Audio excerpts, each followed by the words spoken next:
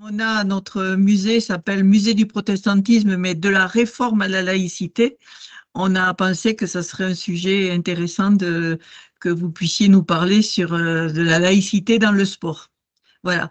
Alors peut-être quelques mots pour vous présenter et puis après, et on aura un temps d'échange si vous le souhaitez, si vous n'êtes pas trop fatigué à la fin de la réunion. Voilà. Parfait. Je ne sais pas, vous connaissez pas le musée. Je pense que vous y êtes jamais venu. Si, je sais Non, pas. celui-ci, je le connais pas. Voilà. Voilà. Donc, on aura l'occasion de vous inviter à nouveau peut-être pour que vous puissiez le voir. Ouais. Voilà. À tout à l'heure alors. Merci beaucoup et excusez-moi de pas être présent en présentiel, étant covidé depuis hier et donc n'étant pas en très grande forme en effet et ne pouvant pas. Enfin, il m'était difficile aujourd'hui de prendre la voiture et de faire la route depuis Nîmes pour me rendre au musée de Ferrières. Donc je suis désolé, je ne peux assurer cette intervention qu'en distanciel. Je crois qu'on n'est pas très nombreux, du coup, je vais éviter d'être trop long non plus pour qu'on fasse, comment dirais-je, qu'on consacre plus de temps à un échange qui peut être plus simple en petit comité. Et donc, je vais peut-être faire un peu plus court que prévu pour que donc on axe davantage sur des questions-réponses. Et puis en ouvrant peut-être le sujet un petit peu au-delà strictement du sport. Mais effectivement, c'est un sujet intéressant et important que celui du sport dans la laïcité, d'autant plus quand on en a pas mal parlé à l'occasion des Jeux Olympiques dernièrement, donc de Paris. Alors effectivement, peut-être avant toute chose, me présenter rapidement.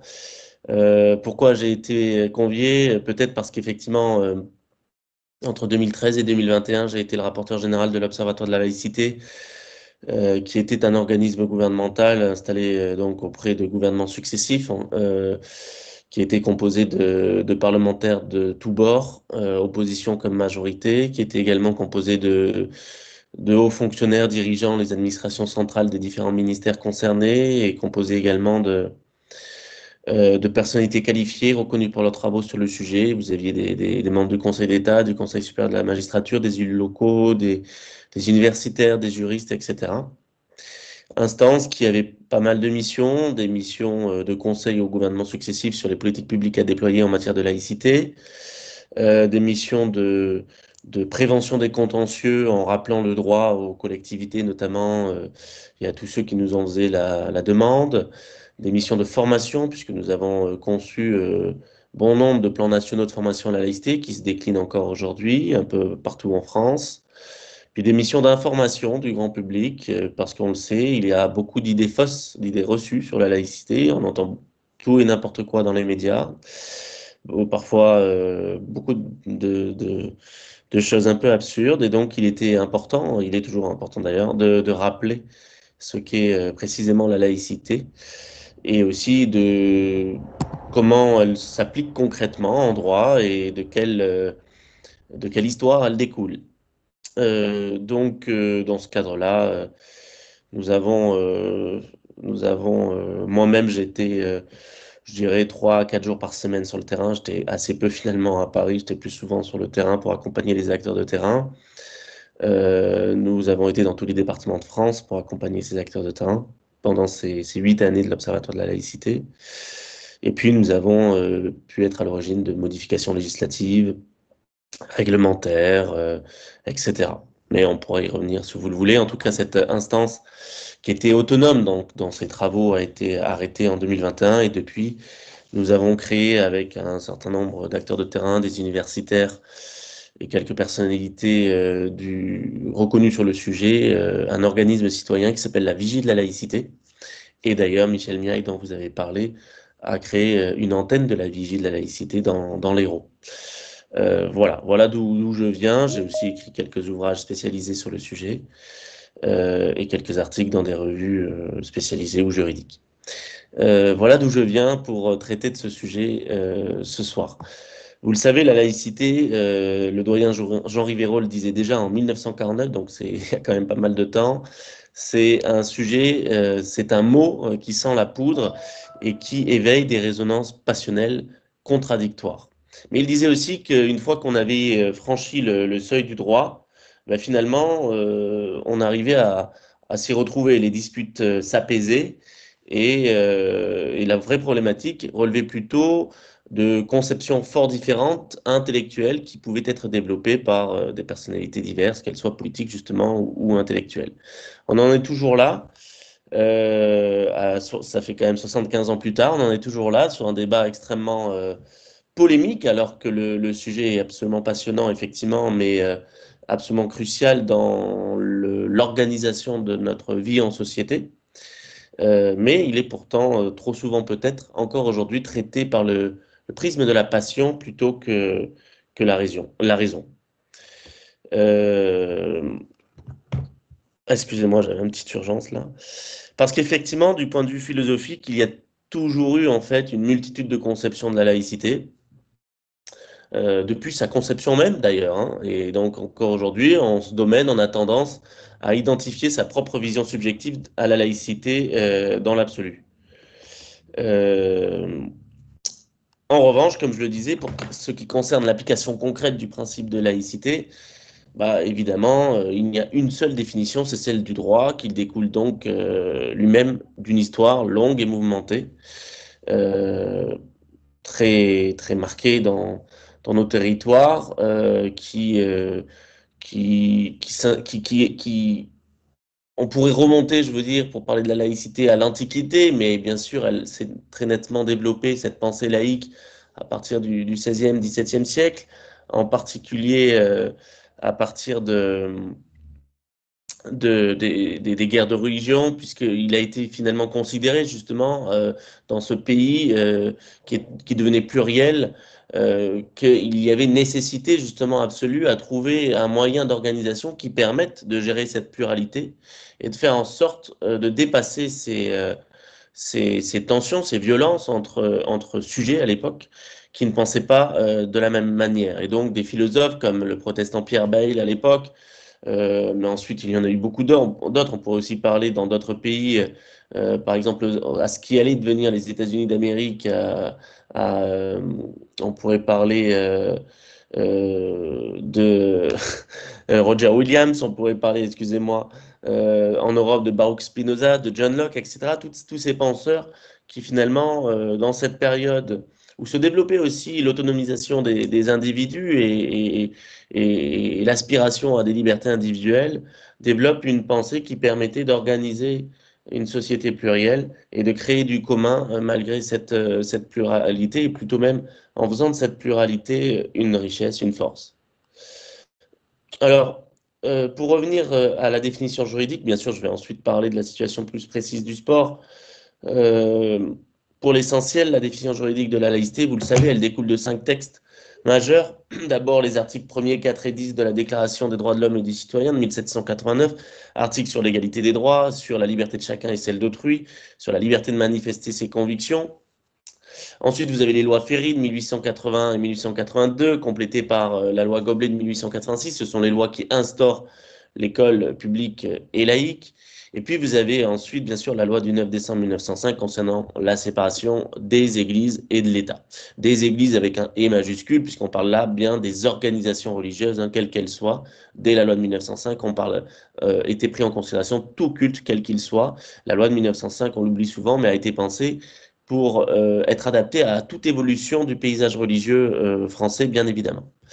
Et puis par la suite, vous avez une jurisprudence assez abondante du Conseil d'État, qui est considéré comme le véritable régulateur de la laïcité en France, essentiellement, et qui permet de préciser l'application concrète du principe de laïcité en tout domaine, et donc notamment, bien sûr, par exemple, dans le champ sportif. Vous avez eu aussi quelques évolutions législatives, notamment avec la loi du 15 mars 2004, qui interdit aux élèves des écoles, collèges et lycées publics la manifestation ostensible par le port de tenue ou de signe d'une appartenance religieuse. On pourra y revenir. Puis on pourrait aussi parler de la loi du 24 août 2021. Le 24 août, c'est d'ailleurs une date qui peut interroger, mais je pense que vous savez pourquoi. Et cette loi qui est dite loi contre le séparatisme et qui a une incidence importante sur les associations et notamment les associations cultuelles. En tout cas, dans le droit positif français, on retient surtout la loi du 9 décembre 1905, même si le mot laïcité n'apparaît pas dans cette loi, mais c'est parce que c'est bien cette loi qui synthétise le cadre général et qui rappelle que le principe de laïcité repose sur 3 fondements essentiels.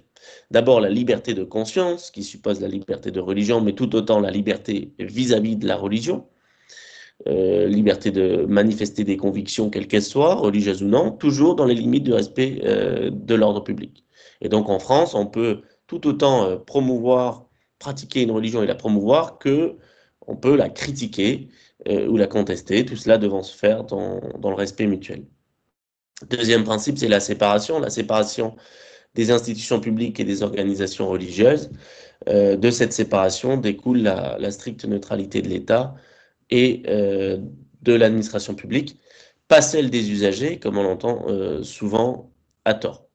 Et puis le troisième principe, c'est l'égalité de toutes et tous devant la loi et devant l'administration publique, quelles que soient leurs convictions ou croyances, qui est garantie par cette stricte neutralité de l'État, mais aussi parce qu'à partir du moment où l'État est devenu laïque, bah, finalement, il est devenu tout à fait indifférent aux croyances ou aux convictions de chacun. Ça n'a pas à l'intéresser, ça n'a pas à interférer dans le service public qu'il doit rendre aux concitoyens.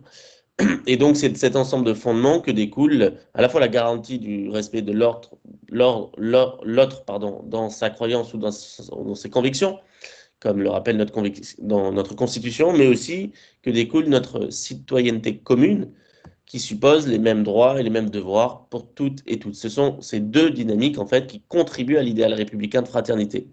Donc, à l'inverse de ce qu'on entend parfois, d'ailleurs, le Conseil d'État l'a rappelé à des mairies qui avaient changé leur devise sur le fronton de leur mairie, la laïcité, c'est pas une simple valeur qu'on apprécierait subjectivement et qu'on ajouterait au triptyque républicain liberté, égalité, fraternité.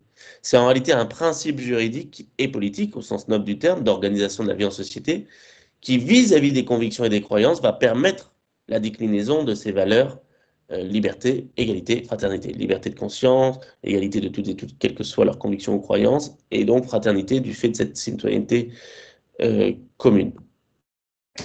Une petite parenthèse, par ailleurs, quand on parle de laïcité, on parle souvent de tolérance. À mon sens, ce n'est pas le bon terme, parce que ce n'est pas suffisant. Comme disait le député Mirabeau en 1789, la tolérance, c'est le fait du prince. Et effectivement, la tolérance, elle suppose quelqu'un qui tolère et un autre qui soit toléré. Et celui qui tolère peut demain ne plus tolérer. Et c'est pour ça que Rabot-Saint-Étienne, pasteur protestant devenu député, révolutionnaire, un des principaux rédacteurs de l'article 10 de la Déclaration des droits de l'homme et du citoyen, refusait ce terme de tolérance. Et effectivement, quand on parle de laïcité, et qui découle notamment de cet article 10, il faut aller beaucoup plus loin et on doit plutôt parler de respect. Respect de l'autre dans sa conviction ou dans sa croyance. Bon, j'ai pas besoin, je pense, de revenir sur l'histoire, justement, quand je parle de la Révolution. Là, j'ai pas besoin de revenir sur l'histoire. J'en ai dit un mot rapidement tout à l'heure, et puis vous la connaissez, vous savez bien pourquoi on en arrive justement à la laïcité. Et d'ailleurs, le nom de votre musée illustre bien cette situation de la réforme à la laïcité, cette réalité française. En tout cas, il faut retenir de notre histoire que la laïcité, elle a été pensée pour organiser, je le disais tout à l'heure, une société moderne qui aspire aux libertés, qui aspirait aux libertés individuelles et qui aspirait à la fin des conflits évoqués tout à l'heure, à la fin d'inégalités, à la fin de discrimination. Et donc, en fait, en un mot, il s'agissait d'abord, pas seulement, mais d'abord d'assurer la paix civile. Encore aujourd'hui, on constate quand même des difficultés à définir ce principe en raison de l'oubli de cette histoire, en raison aussi de confusion entre les interprétations subjectives personnelles et la définition juridique que j'ai rapidement évoquée. Et puis parce que la laïcité, c'est pas abstrait, ça se pratique au quotidien, en se confrontant sans cesse à des situations nouvelles, et notamment, donc, parfois, mais pas toujours, dans le champ sportif. Ce qu'il faut retenir pour bien comprendre l'approche laïque, c'est qu'elle se fonde toujours sur un juste équilibre entre, d'une part, la garantie des libertés individuelles et, d'autre part, le nécessaire respect du cadre collectif. Et pour bien saisir cet équilibre, il faut avoir en tête une distinction entre 4 espaces, qui est moins confuse que la division intellectuelle entre la sphère privée qui renvoie à l'autonomie individuelle et la sphère publique qui renvoie à l'autorité de l'État. Il y a 4 espaces et après se posera la question de l'espace, enfin du champ sportif qui recouvre plusieurs espaces potentiellement. Le premier espace, c'est l'espace personnel privé, c'est-à-dire le domicile privé, le lieu de rencontre privé. Et c'est un espace où la liberté de manifester ses convictions, finalement, est extrêmement large. Vous n'avez quasiment pas de limite dans l'espace privé à l'expression de votre conviction, de votre croyance. La seule limite, c'est bien sûr le respect de la loi et donc, par exemple, de ne pas créer de troubles du voisinage. Le deuxième espace, c'est l'espace administratif public, c'est-à-dire l'espace de l'État, des collectivités locales, des services publics, de tous les lieux qui hébergent une mission de service public. Et dans cet espace, les bâtiments, les façades, les murs, mais aussi toutes celles et tous ceux qui exercent une mission de service public sont soumis au principe de neutralité. En revanche, n'y sont pas soumis les usagers ou les personnes qui y sont accueillies, puisque là, eux, ils voient la laïcité leur garantir la liberté de manifester des convictions, bien sûr, dès lors qu'il n'y a aucune perturbation du service public. Et puis dans cet espace, il y a quand même le cas particulier des élèves depuis 2004. Alors on ne leur impose pas, comme on l'entend souvent, la neutralité.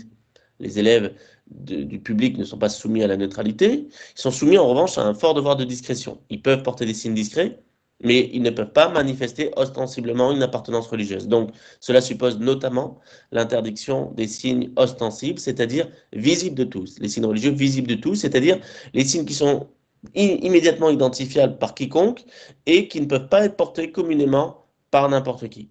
Ça a été décidé en 2004 parce qu'il a été considéré que dans cette phase d'acquisition des bases du savoir, donc on est mineur, dans le primaire et le secondaire, donc de l'école maternelle jusqu'au lycée, il est important, dans cette phase d'apprentissage des bases du savoir, de pouvoir acquérir les outils pour librement construire ses opinions, son libre arbitre, développer son esprit critique, sans influence excessive, sans pression, bien sûr, non plus.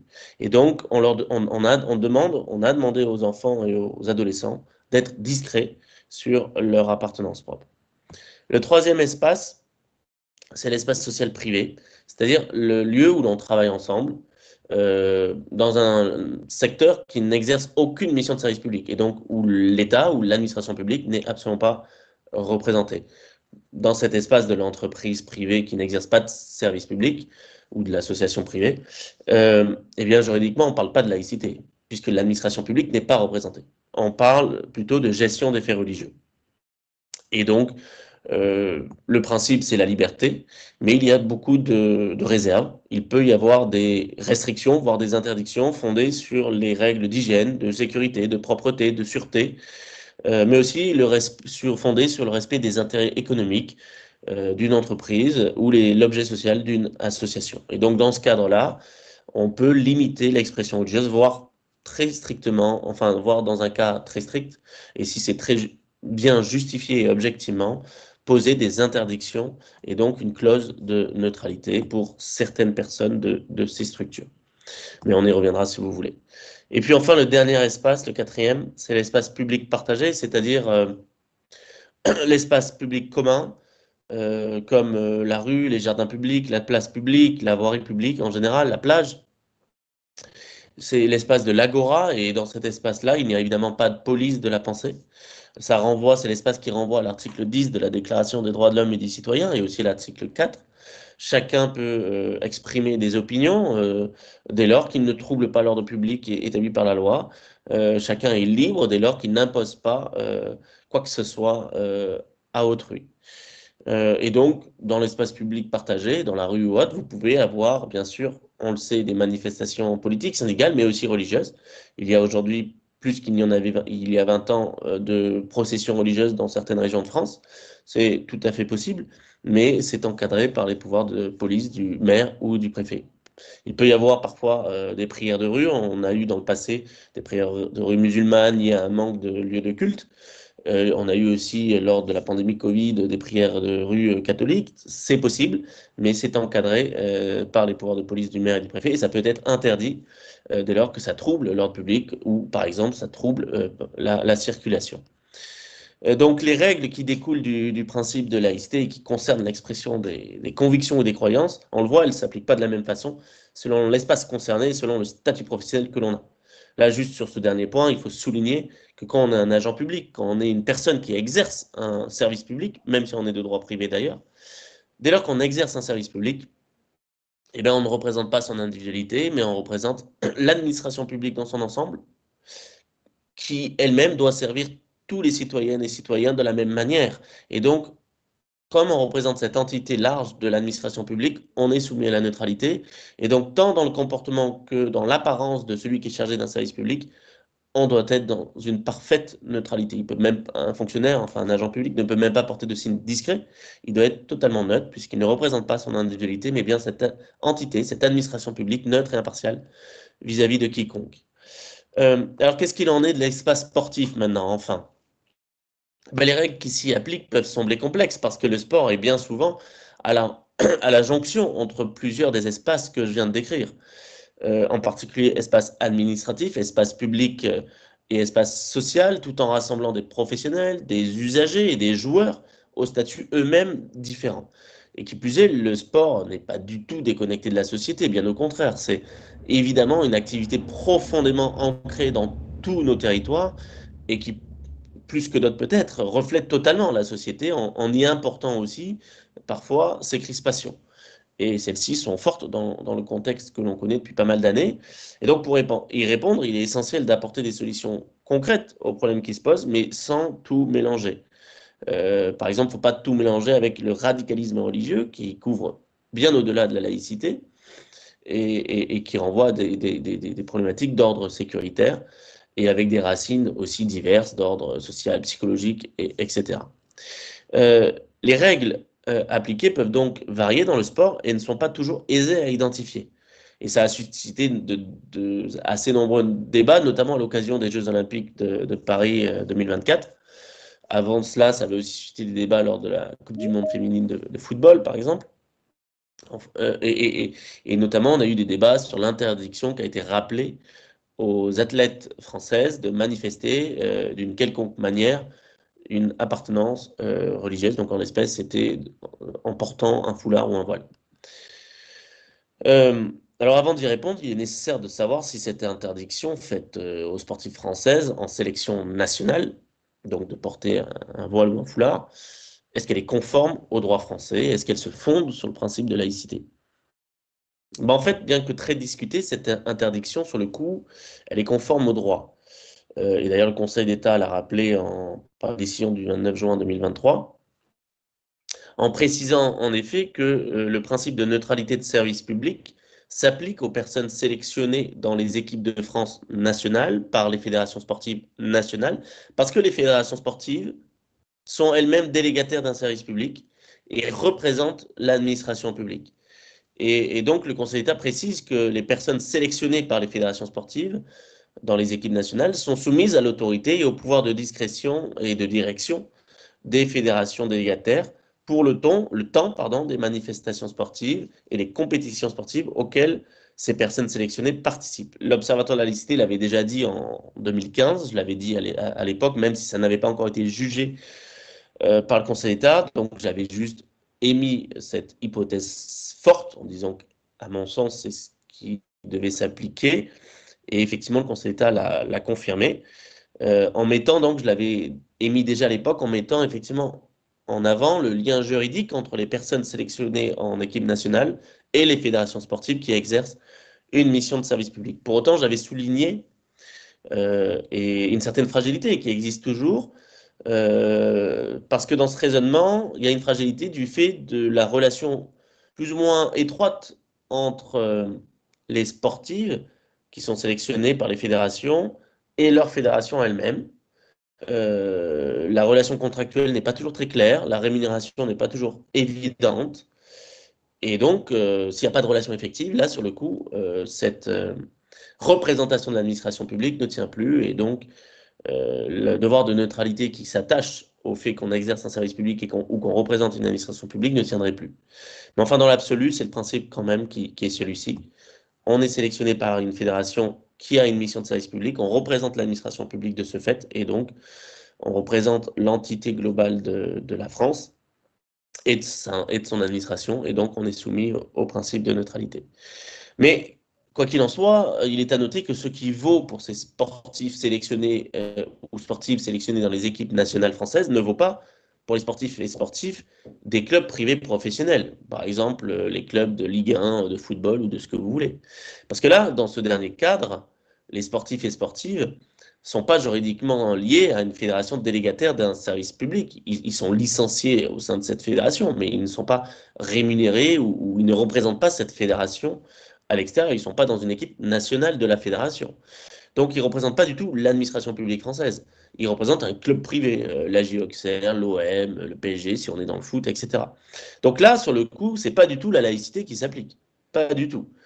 Il peut y avoir dans ce domaine sportif, quand on est dans un club professionnel, en tant que sportif professionnel, il peut y avoir des interdictions de signes religieux, mais uniquement si ça s'appuie sur, en fait, une tenue réglementaire de sportif, du sport en question, sur le respect des règles du jeu, sur des critères d'hygiène, de sécurité et sur la nécessité d'assurer le bon déroulement des matchs. Donc en fait, la neutralité de fait qui peut arriver, qui peut parvenir à certains sportifs ou sportifs dans des compétitions nationales de clubs sportifs privés, ça ne découle pas du principe de laïcité, ça découle du respect de l'ordre public, la sécurité, le bon déroulement des rencontres sportives, de la sûreté, de l'hygiène, de la propreté, des règles du jeu, des règlements sportifs techniques, tels qu'ils peuvent être prévus au niveau d'une fédération, euh, et comme par exemple du respect d'une tenue réglementaire indispensable à la pratique d'une discipline sportive.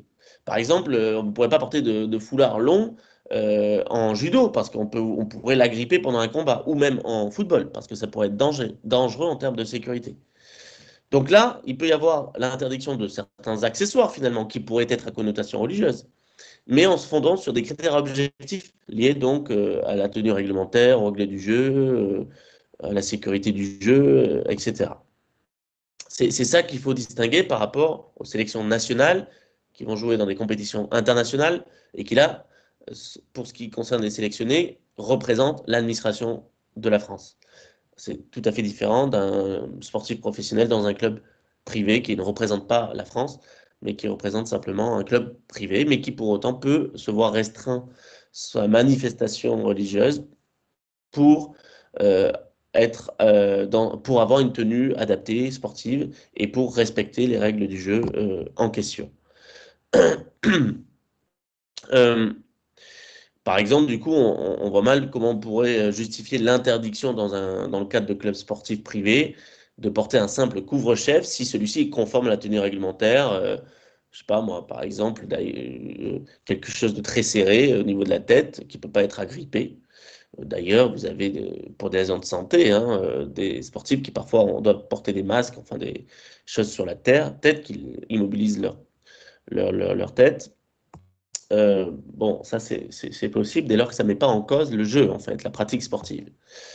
Donc, pour résumer, si au sein des sélections nationales, le principe de laïcité va pouvoir justifier une demande de neutralité des sportifs et sportives parce qu'on représente l'administration publique française et la France, bah, en revanche, dans des clubs professionnels sportifs privés, bah, là, ce sont uniquement des critères objectifs de sécurité, d'hygiène, on peut le retrouver dans la natation, de respect des règles du jeu et de tenue réglementaire qui pourront être avancées pour d'éventuelles restrictions au port de signes religieux. Par ailleurs, il a noté que statutairement en France, les arbitres et les juges sportifs, eux, sont soumis au respect du principe de neutralité. C'est un principe, mais là, ce n'est pas lié à la laïcité, c'est un principe qui vaut aussi pour les dirigeants et encadrants des ligues professionnelles. En revanche, il faut noter que les ligues professionnelles, elles, peuvent se voir accorder une mission de service public à partir du moment où elles sont créées. Et là, sur le coup, euh, dès lors qu'elles exercent un service public, les personnels de ces ligues professionnelles sont soumis au principe de neutralité, comme la fédération sportive elle-même délégataire d'un service public qui va donc subdéléguer sa délégation à des ligues professionnelles. Et donc, à ce moment-là, les personnels des ligues professionnelles, par subdélégation, représentent toujours l'administration, exercent le service public, et donc ces personnels sont neutres. Voilà, vous rappelez que évidemment, par ailleurs, plus largement, le respect des valeurs du sport s'oppose à tout prosélytisme religieux ou politiques d'ailleurs, sur un terrain de pratique sportive, mais qu'évidemment, ça ne doit pas pour autant exclure, on ne doit pas pour autant exclure de toute pratique sportive, par principe, une personne sincère dans sa démarche sportive et qui serait de telle ou telle religion, évidemment, et qui voudrait le manifester. En revanche, eh ben, cette personne ne pourra pas le manifester sur la pratique par un comportement, parce que c'est pas le lieu pour cela. La pratique sportive n'est pas évidemment un lieu de pratique prosélyte. Et ensuite, pour ce qui concerne les accessoires, je renvoie à ce que tu viens de dire. Dès lors que ces accessoires posent un problème dans la pratique du jeu, ça ne sera pas possible pour des raisons parfaitement objectives. Il s'agit aussi, plus largement, de toujours faire respecter par les sportifs et les sportives l'égalité, la fraternité, l'impartialité, l'apprentissage du respect de l'arbitre, de soi-même, de celle d'autrui. Donc il faut toujours trouver un juste équilibre, effectivement, là encore, entre les libertés individuelles de chacun et le fait que chacun doit pouvoir être accueilli pour pratiquer un sport, et en même temps le cadre sportif, le fait que le sport en question doit pouvoir se dérouler parfaitement correctement dans le respect des règles du jeu en question. Le sport a ça de formidable qu'il rassemble très largement des personnes de toutes conditions, de toutes origines, de toutes croyances. Et donc, ça constitue un moyen de lutte formidable contre des dérives éventuelles de repli, quels qu'ils soient. Et donc, il faut évidemment s'en saisir pour ce faire, sans avoir une volonté d'exclusion d'office, juste parce qu'il y aurait quelqu'un qui, a priori, aurait telle ou telle croyance. Évidemment pas. Mais en préservant le cadre collectif du jeu. Euh, voilà, je pourrais faire beaucoup plus long, mais je pense que c'est pas mal déjà de prendre une série de questions que vous avez. Je ne sais pas si j'étais assez clair, mon esprit est un peu brumeux du fait de la maladie, du Covid, mais j'espère quand même que ça a été à peu près clair pour vous, donc n'hésitez pas à m'interpeller dès à présent.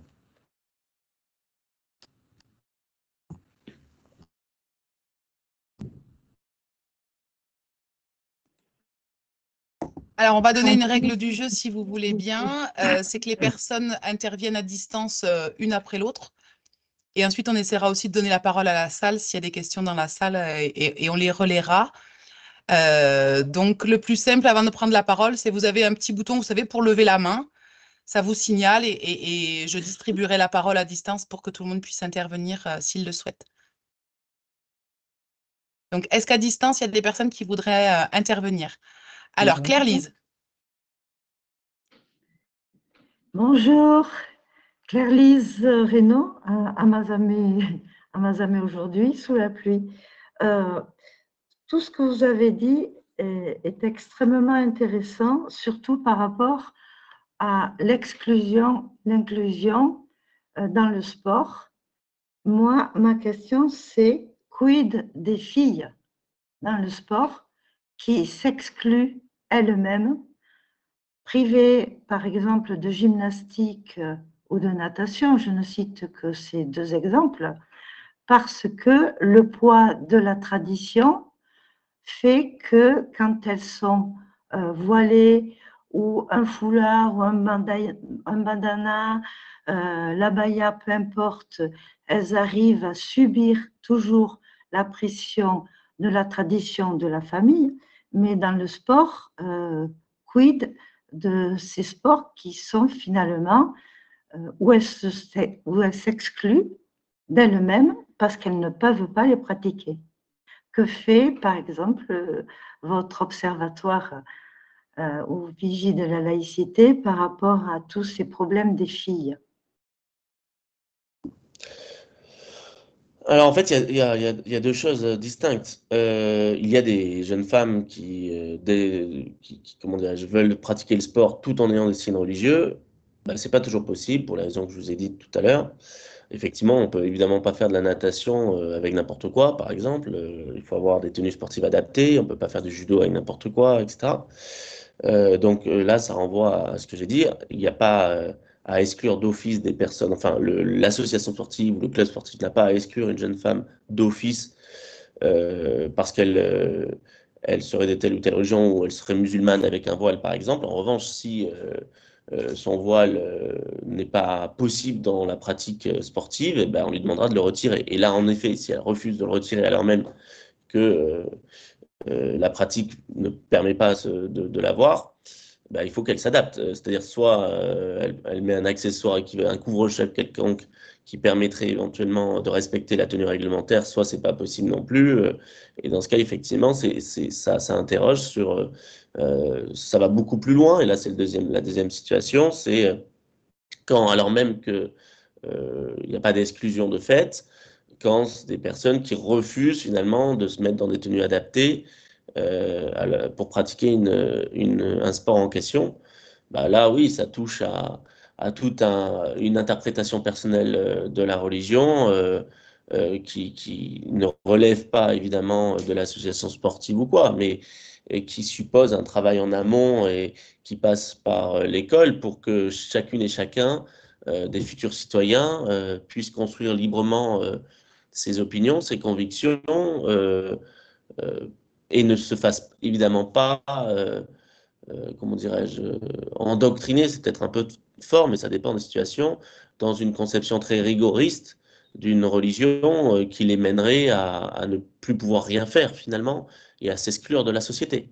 D'où l'importance, l'Observatoire de laïcité à l'époque avait mis en place avec le ministère de l'Éducation nationale l'EMC, l'enseignement moral et civique, qui est un enseignement qui cherchait par la mise en situation concrète des élèves, par des jeux de rôle, des scénettes, du théâtre, à les faire s'approprier les principes de la République, les valeurs de la République, liberté, égalité, fraternité, le principe de laïcité, etc., pour comprendre justement combien il était important de les faire vivre, ces principes, pour finalement faire du commun au-delà de nos appartenances propres et participer à une société ensemble et à un destin commun.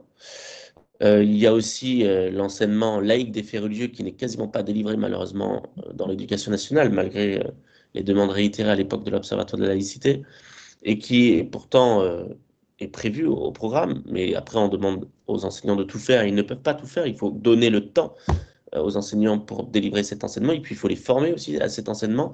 Cet enseignement laïque des faits religieux, il ne s'agit pas du tout évidemment de faire de catéchisme ou de théologie à l'école, ça ne relève pas de l'école, la croyance, mais il s'agit de présenter les faits religieux en tant que faits sociaux pour comprendre, expliquer aux élèves la diversité des croyances dans le monde, la diversité des pratiques au sein des croyances, pour faire tomber un certain nombre d'a priori, de préjugés sur les croyances, sur les religions, sur les pratiques.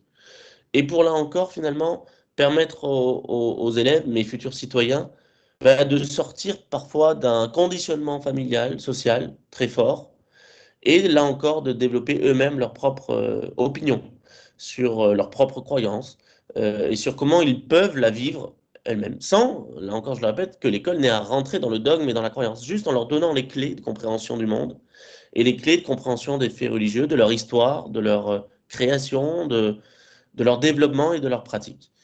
En gros, pour résumer, il faut évidemment tout faire pour que les citoyennes et citoyens, les futurs citoyens et citoyens soient parfaitement et tous les outils, pardon, pour développer librement leur esprit critique.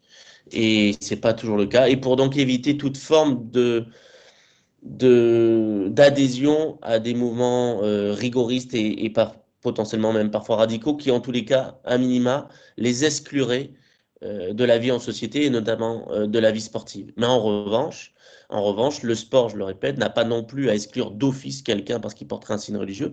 Là, après, il faut simplement voir si l'accessoire en question, qui est donc peut-être un signe religieux, est non compatible avec la pratique sportive, et dans ce cas, l'expliquer très posément par des critères objectifs, en expliquant en quoi, évidemment, telle pratique sportive ne peut pas permettre le port de tel ou tel accessoire. Merci.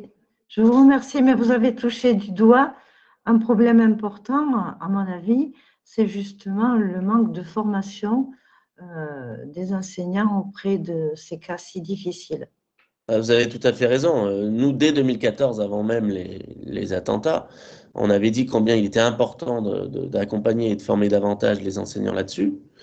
Il y a des choses qui ont été faites, mais très insuffisantes, à l'inverse des discours de certains ministres qui parlaient constamment de laïcité, mais qui, dans les faits, très sincèrement, ne donnait pas beaucoup de moyens pour former les enseignants. Et effectivement, il y a un accompagnement très insuffisant de ces derniers, et même sur l'enseignement laïque et des faits religieux, on peut même dire qu'il n'y a quasiment rien qui n'a été fait. Donc il y a un vrai défaut de ce point de vue-là, c'est évident. Et pourtant, l'Observatoire avait proposé des modules de formation très, très conséquents. Merci.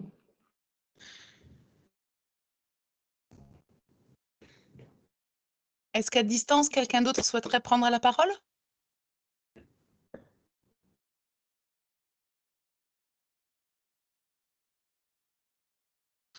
Alors, il y a un monsieur qui vient de lever la main. Oui, monsieur Lafont. Oui, bonjour. Bonjour, monsieur Cadenne. D'abord, merci pour votre intervention et puis pour les ouvrages que vous avez diffusés, notamment un que j'utilise moi très souvent, c'est En finir avec des idées fausses, Merci. qui est d'une efficacité redoutable. Je voulais vous poser une question toute simple. Est-ce que vous pouvez nous éclaircir sur la différence que vous faites entre valeurs et principes? Bah oui, parce qu'effectivement, c'est quelque chose qui revient souvent dans le débat public, vous avez tout à fait raison. Vous avez les valeurs qui peuvent être appréciées effectivement subjectivement, qui peuvent être définies de manière extrêmement diverse. Et puis vous avez les principes de droit qui sont définis de manière extrêmement précise et dont l'application ne suppose pas de variation, si je puis dire, de confusion quant à la définition et du coup quant à l'application. Et effectivement, trop souvent, on a tendance dans le débat public à parler de la laïcité comme d'une valeur, ce qui a pour risque, si vous voulez, d'idéologiser le sujet, en fait.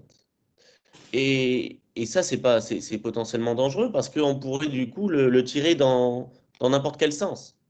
Alors que si les premiers penseurs, puis ensuite les législateurs de la laïcité ont jamais souhaité ajouter la laïcité au triptyque républicain, donc liberté, égalité, fraternité, laïcité, bah c'est bien parce que la laïcité, elle a été pensée comme un principe qui devient un outil au service de la mise en œuvre de ce triptyque républicain, de la mise en œuvre de valeurs beaucoup plus larges et qui pourraient s'apprécier très différemment.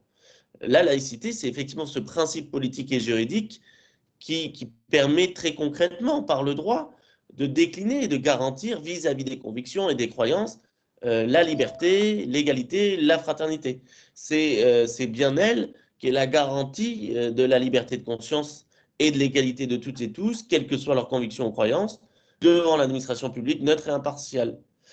C'est elle qui suppose le respect d'autrui et les mêmes droits et les mêmes devoirs pour toutes et tous, et qui est la garantie de la citoyenneté commune qui concourt à l'idéal républicain de fraternité. Donc, c'est important de le distinguer parce que si on en fait une valeur, eh ben, on ouvre la boîte de Pandore, on permet la possibilité d'interprétations multiples et trop confuses et trop imprécises.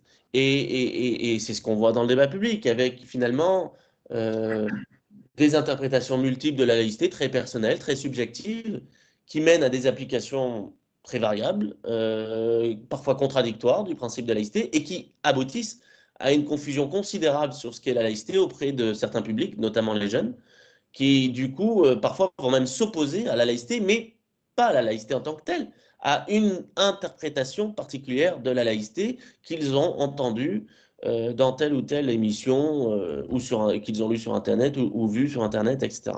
Donc à mon sens, oui, il faut en rester à la laïcité en tant que principe juridique qui, lui, recouvre une définition parfaitement claire et qui, pour faire simple, est finalement ce qui va garantir la liberté, l'égalité et la fraternité. C'est un principe qui emporte des valeurs, c'est un principe qui permet la déclinaison des valeurs, c'est un principe qui garantit un État, une administration publique neutre et impartiale vis-à-vis de toutes et tous, et qui donc va traiter tous les citoyens de la même manière, quelle que soit leur appartenance propre, leur garantir la liberté de croire ou de ne pas croire, d'exprimer leurs convictions ou leurs croyances dès lors qu'ils n'imposent pas à autrui et qu'ils ne troublent pas l'ordre public. Merci.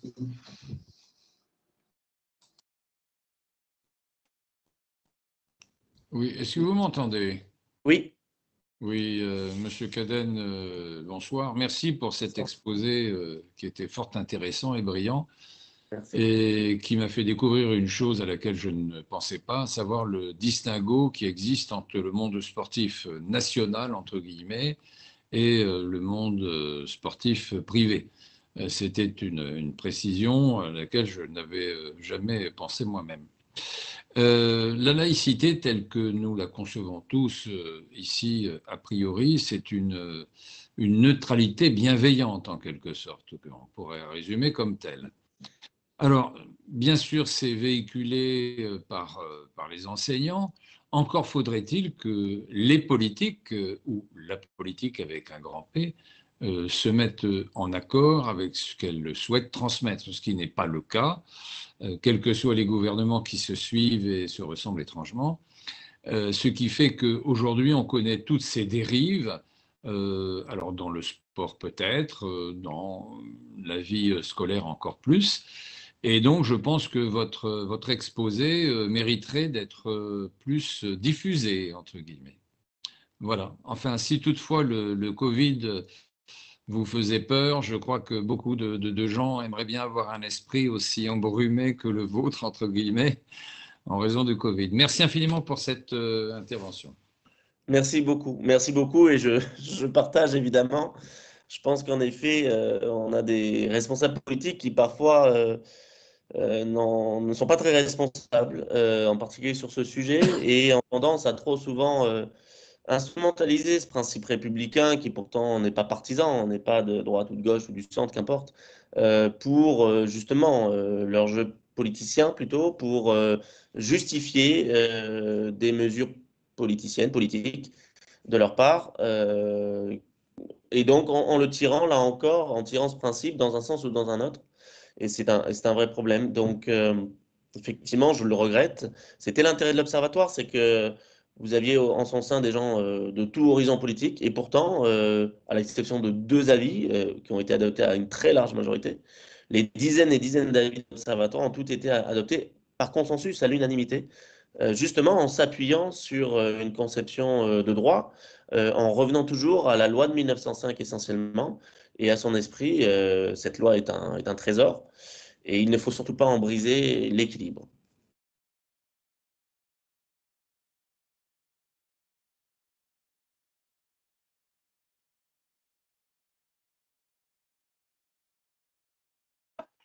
Il y a une question dans la salle, Monsieur Cadenne. On va voir si vous entendez Assez mal. assez mal.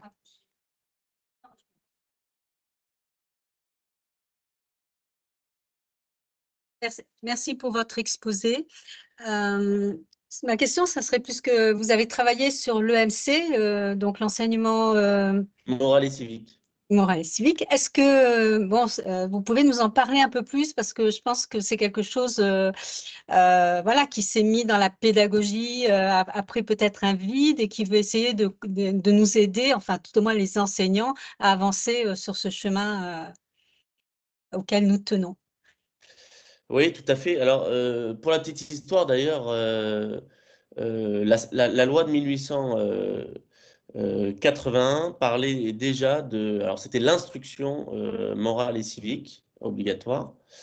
Et effectivement, ensuite, on est passé à une instruction civique. Et puis là, on est revenu donc à cet enseignement moral et civique par la loi, c'était, je sais plus, c'était en 2014, je crois, on l'a en tout cas rendu obligatoire à partir de la rentrée 2015.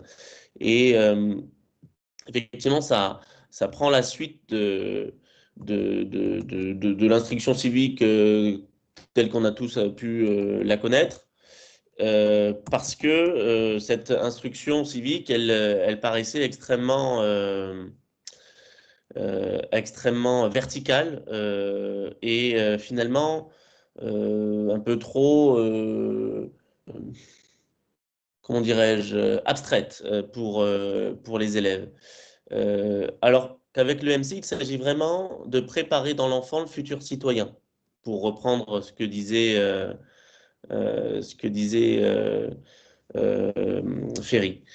Jules Ferry. Et donc, on n'est plus dans cette présentation très verticale des institutions publiques et des droits civiques. On est là avec l'EMC normalement dans la possibilité, par l'interaction, de la construction d'une culture morale et civique, d'une présentation très concrète des principes de la République, en particulier donc de la laïcité, de la transmission très concrète d'un socle de valeurs communes. Ces valeurs, c'est la dignité, la liberté, l'égalité, la fraternité. Les principes, c'est la laïcité, je le disais. On pourrait aussi parler de la justice, de la solidarité, du respect des personnes, de l'égalité entre les femmes et les hommes, de l'absence de toute forme de la lutte contre toutes les formes de discrimination. Donc l'EMC, c'est vraiment quelque chose qui doit développer le sens moral, l'esprit critique, et qui doit permettre à l'élève d'apprendre à adopter un comportement réfléchi, qui se fonde sur la raison plus que sur la passion. Et donc, c'est quelque chose qui doit préparer à l'exercice de la citoyenneté et qui doit sensibiliser à la responsabilité individuelle et collective. Et pour que ça marche, eh ben on le fait à travers comme je le disais, un débat interactif qui est évidemment cadré par l'enseignant, mais on laisse les élèves prendre la parole et s'exprimer là-dessus, on confronte les points de vue, on confronte les manières de penser pour finalement faire évoluer les manières de penser de chacun. Et on organise des jeux de rôle pour les mettre en situation, des scénettes du théâtre. Et c'est par l'appropriation concrète, parce qu'ils sont mis en situation, que finalement ça se transmet le mieux. Le problème, c'est que l'EMC a été réformé en 2018, je crois, pour revenir à quelque chose d'assez vertical. Et je pense que ce n'est pas une bonne chose, pour les raisons que je viens de dire là. Parce que quand on revient sur quelque chose de très descendant du professeur, de la parole du professeur, bah en fait, les élèves s'en saisissent beaucoup moins et comprennent moins les choses parce qu'ils ne se l'approprient pas. Donc, je pense qu'il faut vraiment que cet enseignement continue d'être traité de manière très horizontale, très interactive, pour que véritablement ça fonctionne. En tout cas, les premiers résultats des premières années étaient très bons. La difficulté aussi, c'est qu'il est assez peu délivré parce qu'on demande trop de choses aux enseignants avec des programmes très fournis et qu'ils ont très peu de temps pour délivrer cet enseignement qui doit prendre 1 heure chaque semaine ou une demi-heure selon le niveau scolaire, du primaire jusqu'à la terminale, parce que ça s'inscrit normalement dans un parcours citoyen. Et en réalité, vu la densité du programme, c'est un enseignement qui est plutôt mis de côté et qui va plutôt parfois être utilisé pour finir le programme, donc dans d'autres matières. Donc c'est un problème, parce que c'est pourtant essentiel que de construire en chaque élève le futur citoyen. Donc j'espère qu'il va à nouveau être mis en avant comme il a pu l'être pendant quelques courtes années. Merci. Oui, bien sûr. Ça vous embête pas. Il y a encore une question dans la salle. Bien sûr. Oui. Bonsoir, monsieur. Voilà, simplement, j'étais ravi de découvrir cette notion de MC. Hein, pour autant, j'étais jadis enseignant, mais plutôt en lycée agricole. Et justement, il existe quelque chose de différemment structuré en lycée agricole. Juste pour tout le monde, l'enseignement technique agricole en France, c'est l'équivalent d'une académie moyenne, petite académie. Mais il existe ce qu'on appelle l'éducation socioculturelle. Qui est structuré jusqu'au niveau d'un CAPES d'enseignants dédié à ça. Et en fait, qui se rapproche énormément de l'EMC que vous avez décrit, mais avec peut-être une entrée qui est directement sur du support. C'est-à-dire, je m'explique, c'est-à-dire par la base du théâtre, par le biais du journalisme ou de la musique. Tous ces supports seront des prétextes justement pour rester non pas sur de l'enseignement vertical, mais justement de l'ouverture au sens critique de l'apprenant, pour que plus tard, justement, il puisse entrer dans le débat public. Pardon. Alors, il est vrai qu'elle est au sein du ministère de l'Éducation nationale, on est sur une beaucoup plus grosse machine et qui serait compliqué pour des politiques de déployer des moyens et de créer un CAPES dédié.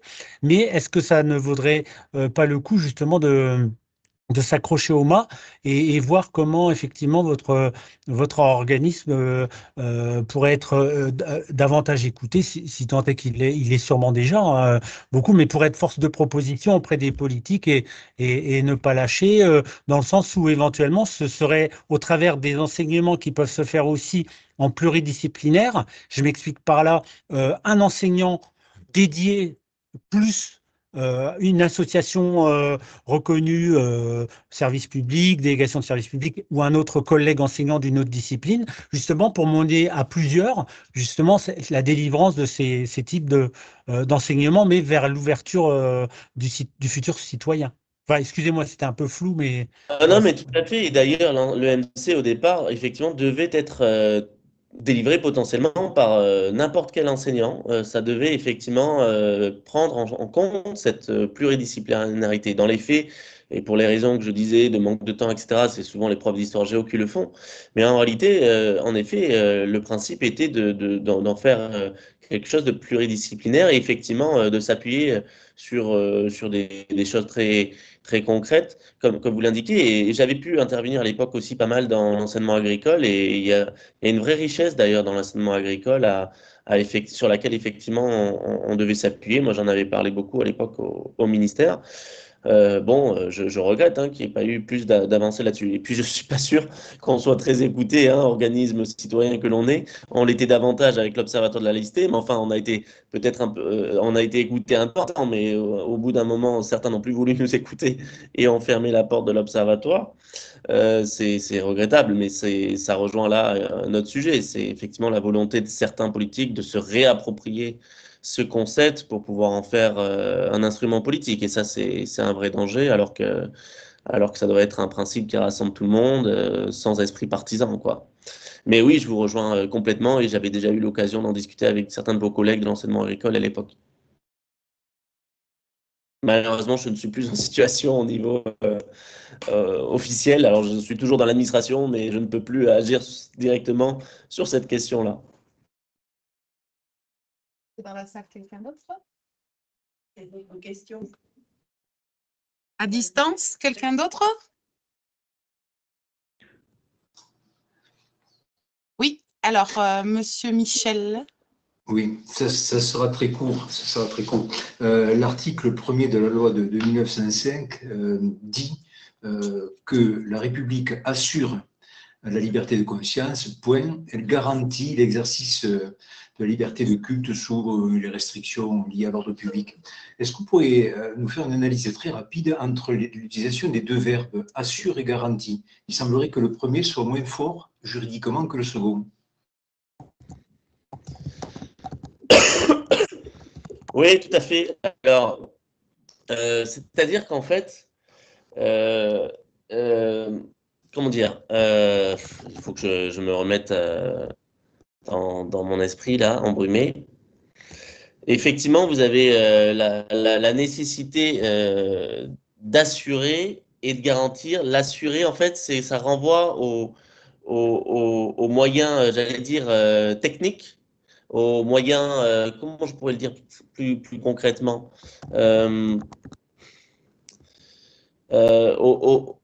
en fait, ça renvoie au dispositif juridique, en fait, pour ce faire, alors que garantie, c'est... non, je dis des bêtises, vous voyez, je suis vraiment embrumé ce soir. Non, c'est l'inverse. Quand on dit garantie, effectivement, ça renvoie à des dispositifs juridiques pour garantir la liberté de culte. Et quand on dit qu'on assure, effectivement, c'est une obligation, si je puis dire. Donc, je crois que vous disiez l'inverse, je ne sais plus. Excusez-moi. Non, je ne disais rien. Il se trouve que pour en avoir discuté avec avec des spécialistes, il semblerait que garantir donc, soit plus fort et qu'à partir du moment où l'État garantit quelque chose, il peut être poursuivi si cette chose-là n'a pas été appliquée. Alors que s'il assure, les poursuites juridiques sont moindres.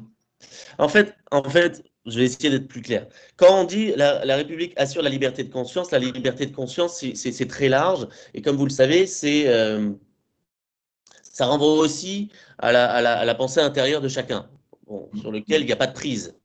Donc, c'est pas juridique. Quand en revanche, vous dites elle garantit le libre exercice des cultes, là, ça renvoie à des dispositifs juridiques concrets, en effet, pour garantir cette liberté des cultes. Je ne sais pas si je suis assez clair, en fait. Oui.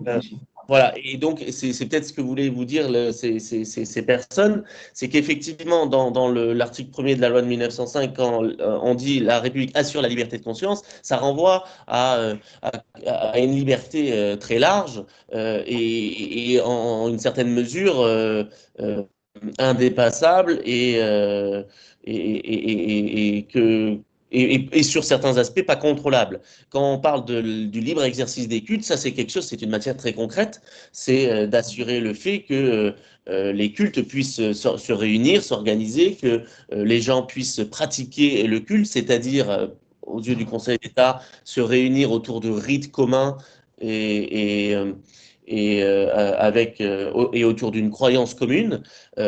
Et donc là, il y a des moyens juridiques et des dispositifs juridiques pour ce faire, avec la question des associations cultuelles précisées à l'article 4 de la loi de 1905, avec la police des cultes, avec la sanction de tous ceux qui contraignent autrui à pratiquer un culte, mais dans l'autre sens, de tous ceux qui empêchent quelqu'un de pratiquer un culte. Donc effectivement, le terme garantie va renvoyer à un arsenal juridique, quand le terme assure renvoie simplement à une notion beaucoup plus abstraite et beaucoup plus large, qui n'est pas que juridique. Je ne sais pas si je suis du coup assez clair. Très clair, oui. Malgré le Covid, c'est très clair. Merci. Merci beaucoup. Je relais la dernière question. Alors, je relais la dernière question dans la salle et on va vous libérer après, M. Caden, pour que vous puissiez vous reposer. Donc, la question dans la salle, c'était de connaître un peu votre opinion sur les questions de laïcité et expression artistique publique dans les rues, notamment, ou ce qui a pu se passer au moment des cérémonies d'ouverture, c'est ça? Des Jeux olympiques. Ah ben, effectivement, dans un État laïque, effectivement, la religion, elle peut contester dans le débat public une cérémonie artistique, elle a le droit, mais elle ne peut pas l'empêcher et elle ne peut pas pousser à un harcèlement quelconque ou à une condamnation qui pourrait conduire à des insultes publiques, des agressions, etc. Donc, dans un État laïque, effectivement, en aucun cas, on ne doit remettre en cause et l'administration ne doit empêcher ou annuler ou faire annuler une expression artistique simplement parce qu'il y a une pression religieuse derrière. Ça, c'est pas possible. Que ça nous plaise ou non individuellement, qu'importe, l'expression artistique doit pouvoir avoir lieu dès lors qu'elle-même, évidemment, n'appelle pas à la haine ou à la discrimination raciale ou quoi, mais ce n'était pas du tout le cas en l'espèce. Donc, que ça nous plaise ou pas, l'expression artistique doit évidemment pouvoir s'exprimer pleinement dans l'espace public, et en aucun cas, la religion ne peut l'en empêcher et demander à l'administration d'annuler tel ou tel événement artistique. Donc, en revanche, bien sûr, toute religion, toute croyance peut faire part de son avis en disant « Ah, moi, je trouve ça nul, je trouve ça ceci, cela ». Bon, ça, ils peuvent. Mais ils ne peuvent pas aller jusqu'à appeler à la haine, jusqu'à l'insulte publique, jusqu'à l'appel à la violence, ni demander expressément à ce que l'État ou l'administration publique, les autorités publiques, interdisent tel ou tel événement artistique. Petite note complémentaire de la personne dans la salle. Du coup, elle vous interroge aussi sur est-ce que ça justifie le droit au blasphème? Ah ben, en fait, en France, il n'y a pas de délit de blasphème. Donc, je ne sais pas s'il faut parler de droit au blasphème. Déjà, le terme blasphème déjà renvoie à une notion religieuse. Donc, ce n'est pas la question pour la République laïque, j'allais dire. Pour la République laïque, ce qu'on peut dire, c'est que oui, si c'est ça que ça veut dire, droit à blasphème, on peut tout à fait critiquer une croyance, la contester. Ça, tout à fait. En revanche, on ne peut pas insulter une personne en raison de sa croyance. Parce que ça, en revanche, c'est condamné par la loi, parce que c'est un appel à la violence en raison d'une appartenance, quelle qu'elle soit. Ça serait pareil si vous appelez à la violence contre une personne parce qu'elle serait homosexuelle, parce qu'elle serait noire, jaune, ce que vous voulez. Ça, c'est pas possible. C'est du racisme, c'est de la xénophobie, c'est des appels à la haine. Ça, c'est condamné par la loi. Donc, on ne peut pas insulter une personne ou appeler à la haine à l'encontre d'une personne en raison de sa croyance, mais on peut en revanche critiquer une croyance, bien entendu. Dans le même temps, on peut promouvoir cette même croyance.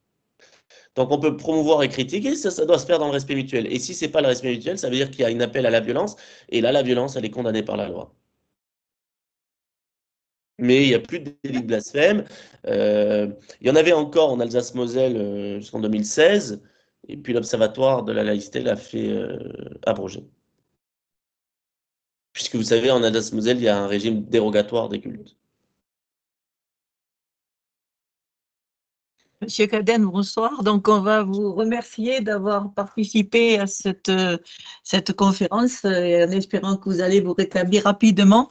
Merci On aura beaucoup. certainement besoin de faire appel à vous dans nos projets aussi, puisque ce musée, qui est un musée qui s'appelle Musée du protestantisme, mais qui est un musée d'histoire à partir du fait religieux, et qui a un programme qui essaie de travailler sur notamment la laïcité et comment le faire passer aux enseignants, comment essayer de les aider dans cette transmission.